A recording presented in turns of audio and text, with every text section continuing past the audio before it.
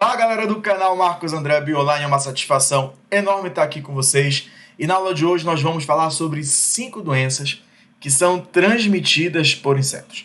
Então, se você tem dúvida acerca desse assunto, fica comigo até o final, que eu tenho absoluta convicção que essas 5 doenças, que são são as mais cobradas em provas de vestibular, não vai te trazer nenhuma dificuldade caso sejam abordadas.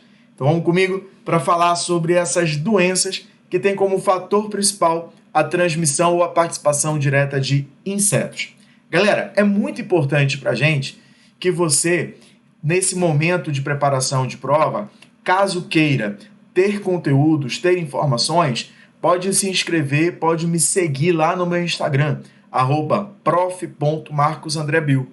E claro, eu vou te fazer um pedido especial. Se inscreva aqui no meu canal, ative o sinal de notificação e compartilhe as minhas aulas com os seus amigos, com as suas amigas, para que vocês possam estudar juntos e assim ajudá-los e ajudá-las a ter o melhor da biologia pensando em prova de vestibular. Tudo bem? Galera, então vamos lá falar dessas 5 principais doenças que são transmitidas, que estão associadas a insetos. E primeiro ponto que é importante quando a gente fala em Enem é justamente identificar quais são as principais habilidades, porque a partir daí você tem um esboço, né, de como esse conteúdo geralmente é abordado no Exame Nacional do Ensino Médio. E eu trouxe para vocês 2 habilidades que são importantes no que diz respeito a doenças. Uma delas é a habilidade do número 29, interpretar experimentos ou técnicas que utilizam seres vivos, analisando as implicações para o ambiente, saúde, produção de alimentos, matérias-primas ou produtos industriais. E uma habilidade muito importante é a habilidade 30, que é para você avaliar propostas de alcance individual ou coletivo, identificando aquelas que visam a preservação e implementação de saúde individual, coletiva ou do meio ambiente. Galera, quando a gente tem esse tipo de questão, quando a gente tem esse tipo de habilidade sendo explorada, especialmente quando se fala em Exame Nacional do Ensino Médio, esse ponto aqui, ó, interpretar. O que você vai interpretar? Experimentos ou técnicas. Esses experimentos ou técnicas têm como premissa a utilização de seres vivos. E por que você deve interpretar experimentos que utilizam seres vivos ou técnicas que utilizam seres vivos? Para analisar quais são as suas implicações, e nesse caso, especialmente para a saúde. Então você vai ser questionado com relação a isso. A utilização de técnicas que estão ali utilizando seres vivos ou de experimentos, com o objetivo de você analisar as implicações para a saúde. Então, nesse contexto, pessoal, é muito importante quando a gente tem a ideia de tratamentos, de desenvolvimento de algum tipo de medicamento, de condições experimentais que têm como objetivo essa relação com a saúde humana. E a habilidade 30, pessoal, você vai avaliar o quê? Propostas de alcance individual ou coletivo. E você vai identificar aquelas que visam a preservação e implementação da saúde individual. Então aqui, pessoal, a gente poderia falar de métodos de profilaxia, de prevenção. Aqui você poderia falar também, por exemplo, ser questionado, ser questionada, no sentido de técnicas novas, né, de medidas novas para você avaliar e que visam basicamente o quê? O tratamento.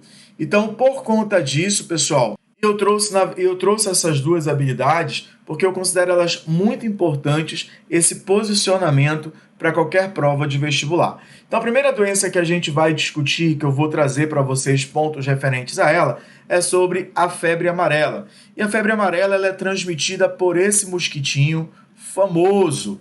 O mosquitinho associado à febre amarela é o Aedes aegypti. Tudo bem? Lembrando que a febre amarela ela está diretamente relacionada, e aí é importante a gente levar isso em consideração quando eu falo Aedes aegypti, porque eu estou falando de uma doença causada por um vírus. E todos os vírus que utilizam o artrópode para ser transmitido, a gente classifica esse vírus como sendo um arbovírus, correto? Vou colocar bem aqui em cima. Então, o vírus da febre amarela é um arbovírus. é um vírus que utiliza um inseto, utiliza um artrópode como forma de transmissão. A gente tem basicamente, pessoal, dois tipos de ciclos da febre amarela. Uma febre amarela que a gente chama de ciclo silvestre e outra que é um ciclo urbano. A silvestre é literalmente a forma mais comum e ela está associada, galera, a um outro mosquitinho além do Aedes aegypti, que é o hemagogos. E nesse sentido, da febre amarela rural, da febre amarela silvestre, nós seres humanos somos um hospedeiro acidental. Ela vai utilizar outros animais, especialmente primatas não humanos, como macaquinhos, para que esse vírus possa então se manter. Tudo bem? A nossa maior preocupação, especialmente em casos onde o ser humano é o único hospedeiro, é justamente a febre amarela urbana. E aí entra em ação o Aedes aegypti.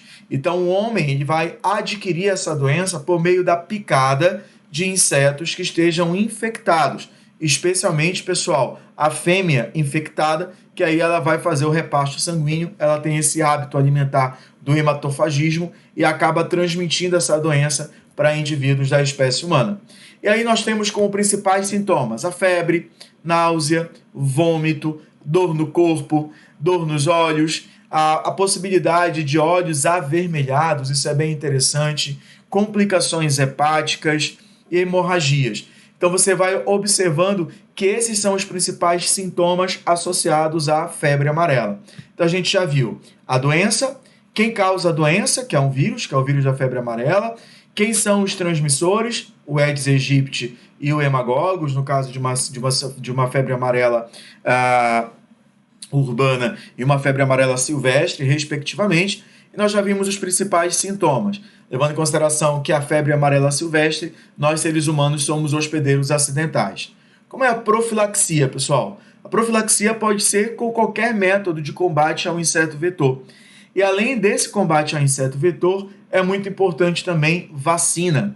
Isso é um fator que chama a atenção. Quando a gente fala da vacina para a febre amarela, galera, isso aqui é um fator importantíssimo. Lembra que quando a gente fala de vacina, a gente está falando de métodos de prevenção, a gente está falando de profilaxia, a gente está falando de um método que é importante, por quê, pessoal? Porque estimula a reação imunológica, leva à produção de anticorpos. Por isso que a vacina é muito importante. Então, a partir do momento que você está imunizado, está imunizada, você está prevenido de vir a ser infectado por esse vírus que é transmitido pela picada de um inseto, no caso, o Aedes aegypti. Então, essa é a primeira doença importante para a gente, febre amarela. Uma outra doença que é também importantíssima para a gente, pessoal, é justamente a dengue. E a dengue também é transmitida por esse mesmo mosquitinho, o Aedes aegypti. Então veja que o Aedes aegypti ele é responsável tanto pela transmissão da febre amarela como pela transmissão da dengue. E assim como acontece para a febre amarela, a dengue também é causada por um vírus, o vírus da dengue. Existe DEN1, DEN2, DEN3, DEN4 e DEN5. Então esses 4 primeiros tipos já existem casos notificados aqui no Brasil. Qual é a grande questão associada a qualquer doença viral? A elevada taxa de mutação. E isso dificulta o desenvolvimento, inclusive, de vacinas. O caso anterior, na febre amarela, obviamente a gente tem uma vacina que é eficiente. Para a dengue, ainda não há essa vacina com eficiência, de uma certa maneira, confirmada. E, portanto, é muito, muito interessante que nós tenhamos cuidado em controlar a população do mosquito vetor. E uma das formas que a gente tem de controle é a utilização de inseticida, é evitar o acúmulo de água, é justamente trabalhar contra o Aedes aegypti, impedindo a sua multiplicação. Existem métodos, por exemplo, até associados a controle biológico de introdução de peixes larvófagos em ambientes onde essas larvas possam se desenvolver e assim evitar a fase adulta desse mosquito, especialmente da fêmea, que ela é responsável pelo processo de transmissão. No caso da dengue, existem 2 casos clássicos, né, de manifestação, que nós chamamos de dengue clássica e de dengue hemorrágica. Então, independentemente do tipo de dengue, você vai ter febre, dor nos olhos, você vai ter manchas espalhadas, manchas avermelhadas espalhadas pelo corpo, dor nas articulações, são inerentes a essas arboviroses. No caso da dengue, no caso da zika, no caso da chikungunya, são sintomas que se assemelham em cada uma dessas doenças.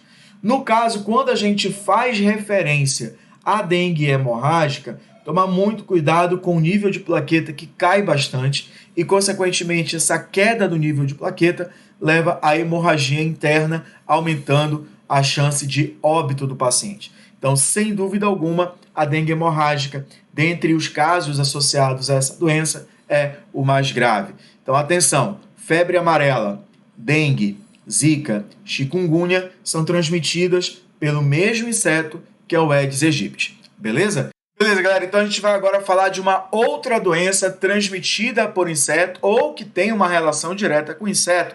E eu estou trazendo uma das maiores pandemias da história da humanidade. Eu estou falando da peste bubônica. E a peste bubônica, pessoal, ou simplesmente peste, ela está diretamente associada à pulga. E é uma doença causada por uma bactéria, que é a Yersinia pestis. Mas qual é a relação do inseto neste caso? No caso, a pulga, ela vai estar diretamente associada a roedores, animais que possam estar infectados e assim a transmissão acontecendo para a espécie humana. No entanto, a partir do momento que o indivíduo da nossa espécie é acometido por essa doença, por meio de vias respiratórias, ele acaba transmitindo essa bactéria rapidamente para outras pessoas. A peste bubônica, ela é assim chamada porque, como característica sintomatológica dela, você vai observar inchaço em linfonodos e a formação do que nós chamamos de bubões, por isso o nome peste bubônica. Agora, uma outra característica interessante, pessoal, é a manifestação de febre, calafrio e tecidos ficam gangrenados, escurecidos, daí porque ela é chamada de peste negra. Como é uma doença diretamente associada também ao trato respiratório, é muito comum evoluir para um quadro de pneumonia. E aí a gente tem que tomar cuidado. Essa evolução para o quadro de pneumonia é justamente o que vai agravar a doença e, consequentemente, levar indivíduos a óbito. Para vocês terem uma ideia, aqui eu tenho uma imagem representativa, né, de pessoas que se vestiam há muito tempo atrás, lá em meados do século XIV, justamente para se proteger da peste bubônica. Então essa era a roupa que as pessoas utilizavam para que elas pudessem ficar protegidas. Essa doença ela tem uma baixa incidência atualmente e o tratamento dela é feito por medicamentos altamente específicos, que no caso seriam os antibióticos. Então aí nós estamos falando de uma das doenças que mais agrediu a espécie humana em meados do século XIV, que é a famosa peste bubônica, ou peste negra, ou simplesmente peste causada por uma bactéria, que é a Yersinia pestis, e que tem a ver com roedores e pulgas. E a partir do momento que você manifesta os sintomas dessa doença, você transmite por vias respiratórias. Galera, vamos para uma outra doença importante que está diretamente associada à transmissão por meio de picadas de insetos. A gente está falando agora da malária. A malária é uma doença que chama a atenção. Por que é uma doença que chama a atenção? Porque ela é transmitida pelo famoso mosquito prego, também chamado de anófeles, especialmente a fêmea. Os anofilídeos são responsáveis pela transmissão dessa doença. E ela é causada por um protozoário. No primeiro momento, nós vimos doenças causadas por vírus, depois nós vimos uma doença causada por bactéria e agora a gente está vendo uma doença causada por protozoário. Diferentemente de muitas doenças, no caso da malária e especialmente o plasmódium, nós seres humanos somos classificados como hospedeiro intermediário. Por que isso acontece? Porque no nosso organismo, o plasmódio vai se reproduzir de forma assexuada. O inseto do gênero Anopheles é o hospedeiro definitivo e nele o plasmódio se reproduz de forma sexuada. Quando uma pessoa sadia é picada por um anófeles e esse anófeles está infectado, ela vai ser injetada nesta pessoa uma forma infectante chamada de esporozoito. Ele cai na corrente sanguínea, vai para o fígado, lá no fígado se multiplica, se transforma, se modifica em merozoito, que cai na corrente sanguínea e entra nas hemácias. É justamente quando o plasmódio está dentro das hemácias, num ciclo que nós chamamos de eritrocítico, que ele vai estar diretamente associado às suas manifestações clínicas. porque a partir de um momento que rompe as hemácias, esses merozoítos são liberados juntamente com toxinas, e aí leva a quadro de febre, de anemia, de mal-estar, dor no corpo, dor na cabeça, problema associado a cansaço, a fadiga e comprometimento hepático e renal. Esses são os principais sintomas associados à malária, cujo tratamento é feito por forma quimioterápica, a utilização de antimaláricos e a profilaxia é também associada ao combate ao inseto vetor, combate ao anófeles. Então, evitar água parada, evitar utilizar inseticidas, utilizar mosqueteiros, utilizar repelentes de uma forma geral para evitar o contato direto com esse inseto, que no caso é o anófeles. Galera, e uma outra doença que a gente separou, a nossa quinta doença, é a leishmaniose. E a leishmaniose, galera, é transmitida pelo flebótomos e também há o lutisomia. São dois insetinhos que estão associados à transmissão dessa doença. E essa doença também é causada por um protozoário, a leishmania. Existem diversas espécies de leishmania.